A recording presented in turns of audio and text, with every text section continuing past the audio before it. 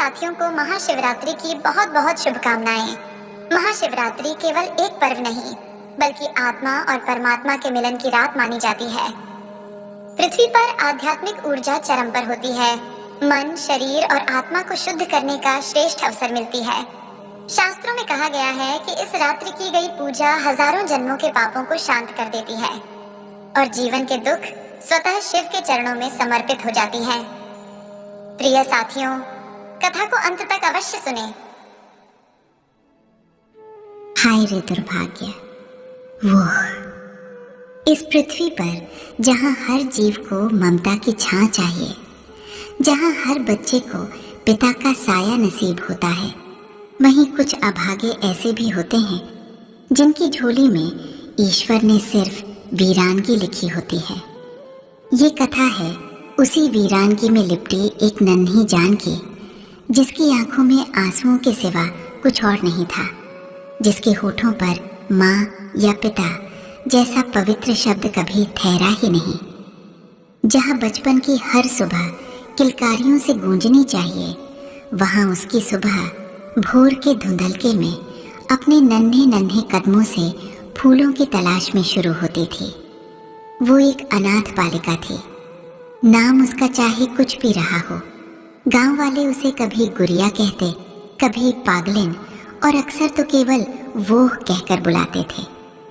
12 बसंत देख चुकी थी उसकी सूखी आंखें, 12 सर्दियां झेल चुकी थी उसकी हड्डियों में घुसती ठंडी हवा। गांव के छोर पर टूटी फूटी झोपड़ी में, जहां छत के नाम पर सिर्फ आसमान था और दीवारों के नाम पर फटी बोरी, वहीं उसकी दुनिया थी। दिन रात वो फूलों के बीच अपना जीवन बिताती। सुबह होते ही अपनी फटी मैली धोती को तस्कर बांध वो जंगलों की ओर दौड़ पड़ती। चंपा, चमेली, गेंदा, गुलाब, ये सब उसके दोस्त थे।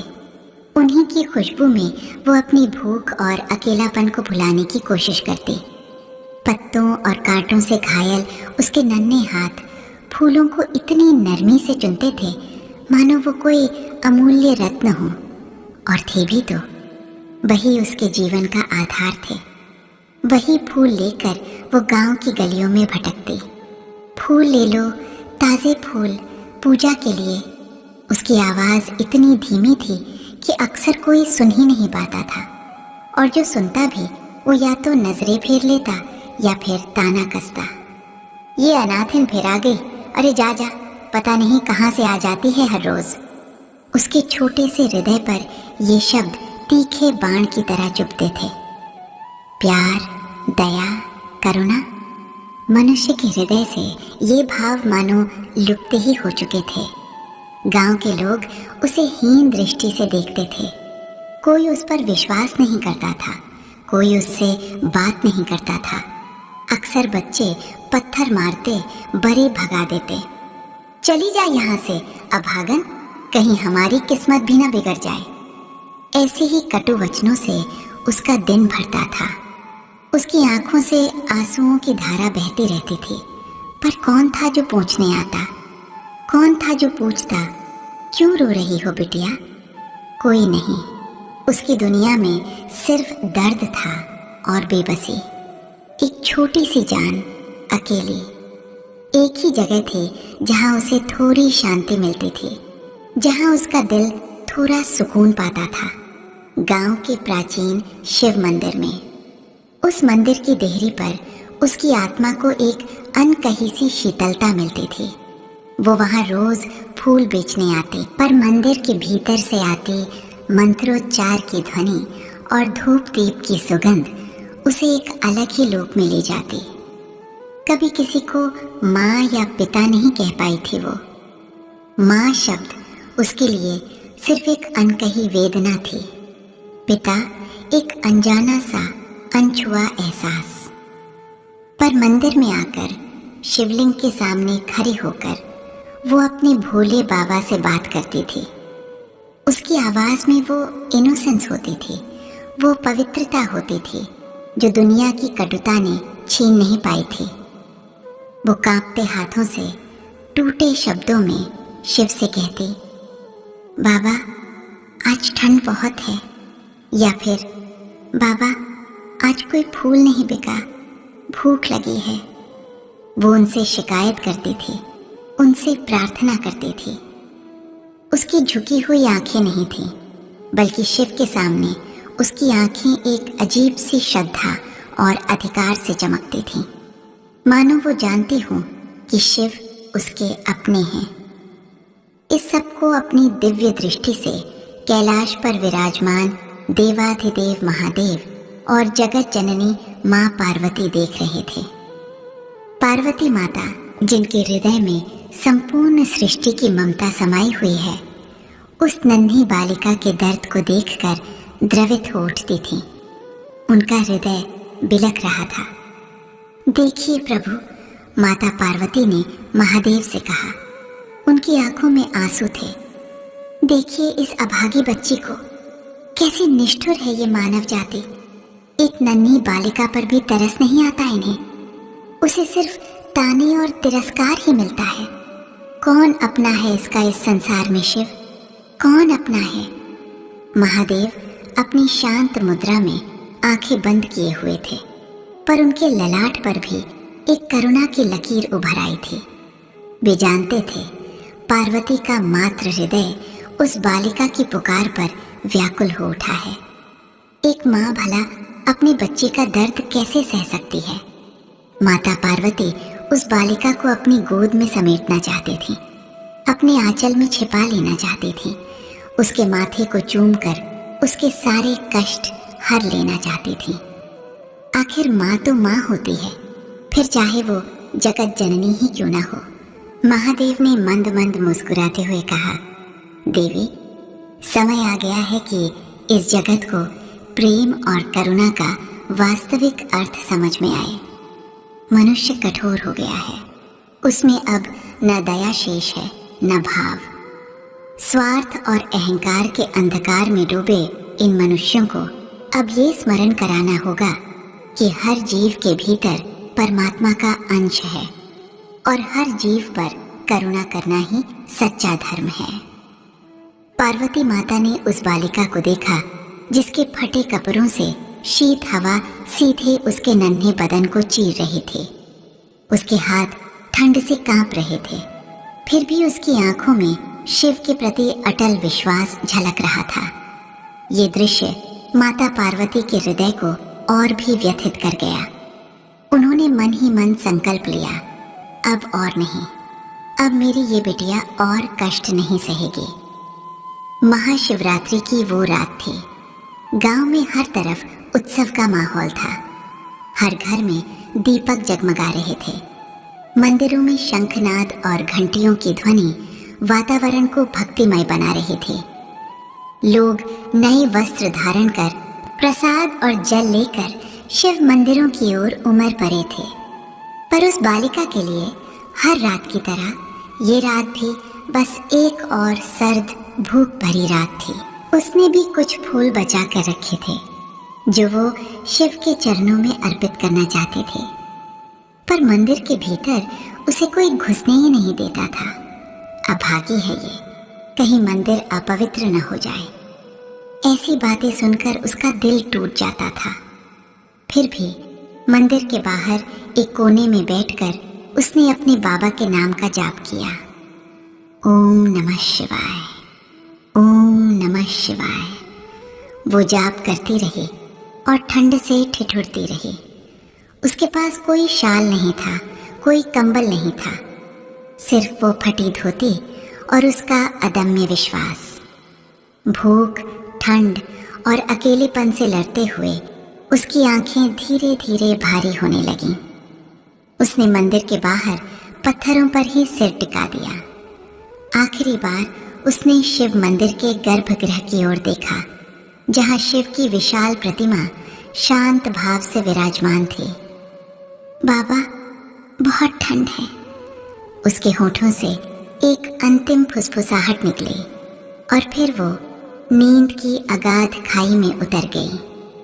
महाशिवरात्रि की वो पवित्र रात, जब सारा संसार शिव की भक्ति में लीन था, एक अनाथ बालिका मंदिर के बाहर अपनी किस्मत पर सो रही थी। अनअवेयर कि उस पर अब स्वयं देवों के देव की कृपा दृष्टि पड़ने वाली है। सुबह हुई। भोर की पहली किरण ने धरती को छुआ। गांव के पुजारी पंडित दीनदयाल अपनी नित्य क्रिया के लिए मंदिर पहुंचे। उनकी आयु लगभग 60 वर्ष की थी। वर्षों से वे शिव की सेवा कर रहे थे। एक विनम्र और धार्मिक व्यक्ति थे, पर कभी कभी मानवीय दुर्बलता के कारण वे भी उस बालिका को मंदिर के भीतर आने से रोक देते थे, क्योंकि उन्हें भी गांव वालों के तानों का डर लगता था। मंदिर के द्वार खोलते ही उनकी नजर मंदिर के बाहरी चबूतरे पर पड़ी, जहां एक छोटी सी आकृति लेटी हुई थी। अरे, ये अनाथ बालिका यहाँ कैसे सो गई? उनके मन में थोड़ी चिंता हुई। वे जैसे ही उसके पास पहुंचे, उनकी आंखें फटी की फटी रह गईं। उस बालिका के ऊपर किसी ने एक कोमल रेशमी शाल डाल रखी थी और उस शाल की गर्माहट से उसके चेहरे पर एक अजीब सी शांति थी। पंडित जी ने इधर उधर देखा। ये शाल कहाँ से आई? ये तो यहाँ की किसी गांव वाले की नहीं लग रही थी। और फिर जब उनकी दृष्टि मंदिर के गर्भगृह की ओर गई तो वे अचंभित रह गए। शिवलिंग पर, जहाँ वे रोज सुबह बेलपत्र और गंगाजल अर्पित करते थे, वहाँ किसी ने एक अद्भुत सुनहरे रंग का आंचल रखा था। एक ऐसा आंचल जिसकी चमक अलौकिक थी, जिसकी कोमलता दिव्य थी। ये आंचल तो किसी मनुष्य का नहीं हो सकता था। पंडित दीनदयाल की आंखें भर आईं। वे समझ गए, ये कोई साधारण घटना नहीं थी। ये स्वयं शिव और शक्ति का चमत्कार था। उस बालिका पर किसी मनुष्य ने नहीं, बल्कि स्वयं माता पार्वती ने अपना आंचल डाला था और महादेव ने उसे अपनी कृपा का आश्रय दिया था। वे जानते थे कि उस बालिका के पास न तो कोई शाल थी और न ही कोई वस्त्र ऐसा जो शिवलिंग पर अर्पित किया जा सके। ये स्पष्ट संकेत था, देवों ने, देवियों ने उस अभागी पर अपनी ममता लुटा दी थी। जय हो भोलेनाथ! पंडित जी के मुख से अनायास ही निकल पड़ा। उनके रोंगटे खड़े हो गए थे। यह दृश्य इतना पवित्र, इतना मार्मिक था कि उनकी आंखों से अश्रुधारा बह निकली। गांव वाले धीरे धीरे मंदिर आने लगे। जब उन्होंने पंडित जी को उस बालिका के पास खड़ा देखा और फिर शिवलिंग पर उस दिव्य आंचल को देखा तो वे हतप्रभ रह गए। ये क्या हो गया? ये शाल कहाँ से आई? और शिवलिंग पर ये कैसा वस्त्र है? तरह तरह की बातें होने लगीं। पंडित दीनदयाल ने गहरी सांस ली और बोले, हे ग्रामवासियों, आज हम सबने एक बहुत बड़ी भूल की है। हम सबने इस अनाथ बालिका को तिरस्कृत किया, उसे उपेक्षित किया। पर देखिए, हमारे भोलेनाथ और माँ पार्वती ने इसे स्वीकार कर लिया। ये शाल और ये आंचल, ये किसी मनुष्य का नहीं है। ये स्वयं माता पार्वती की ममता और महादेव की करुणा का प्रतीक है। गांव वाले शांत हो गए। उनकी आंखें अब उस बालिका को एक अलग ही नजर से देख रही थीं। जो बच्ची कल तक अभागन थी, आज वो महादेव की लाडली बन गई थी। जो बच्ची कल तक तिरस्कृत थी, आज उस पर स्वयं माँ पार्वती का आशीर्वाद बरस रहा था। कुछ पल के लिए सभी की आत्माएं अपने कठोर हृदय पर वे लज्जित महसूस कर रही थीं। उन्होंने देखा कि उस बालिका के चेहरे पर अब भी नींद की शांति थी, पर उस शांति में अब भय नहीं था, बल्कि एक दिव्य सुरक्षा का एहसास था। पंडित जी ने उस बालिका को उठाया, उसे प्यार से जगाया। बिटिया, उठ जा मेरी बिटिया। आज से तू अनाथ नहीं है। आज से तू भोले बाबा की लाडली है और माँ पार्वती की बेटी। बालिका ने अपनी आंखें खोली।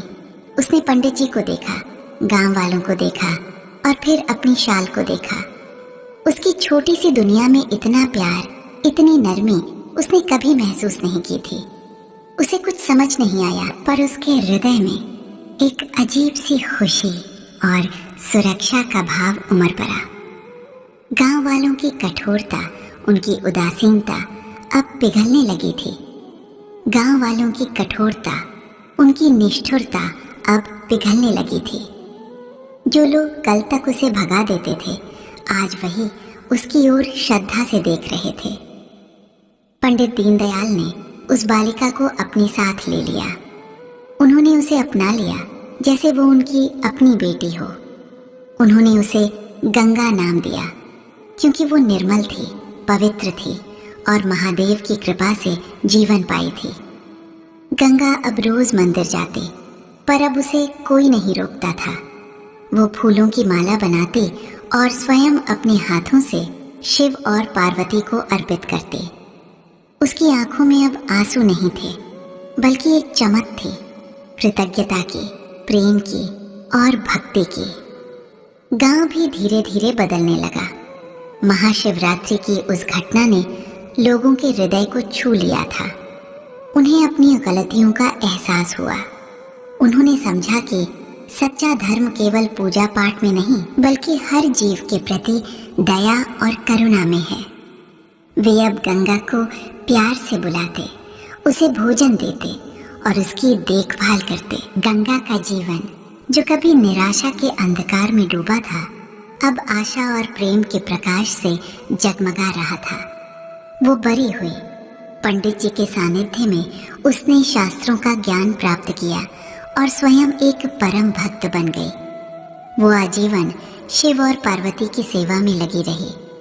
उसकी जीवन यात्रा ने सिद्ध किया कि इस पृथ्वी पर कोई भी अनाथ नहीं है, क्योंकि सबके ऊपर जगत जननी माँ पार्वती और महादेव का आशीर्वाद है और उनका आंचल हर बच्चे के लिए हमेशा साथ है। गंगा ने कभी अपनी उस रात को नहीं भूला जब उसने महादेव से कहा था, बाबा आज ठंड बहुत है। वो जानती थी कि उसके बाबा ने उसकी पुकार सुनी थी। उसकी कथा ने युगों युगों तक ये संदेश दिया कि ईश्वर कभी किसी को अकेला नहीं छोड़ते, विशेषकर उन्हें जिन्हें मानव समाज ने अकेला छोड़ दिया हो। प्रिय साथियों, इसी के साथ महाशिवरात्रि की ये पावन व्रत कथा यहाँ पूर्ण होती है। हम सभी माता भगवती और भगवान शिव के चरणों में प्रार्थना करते हैं कि उनकी दिव्य कृपा सदा आप सब पर बनी रहे। हर हर महादेव। जय माँ आदिशक्ति।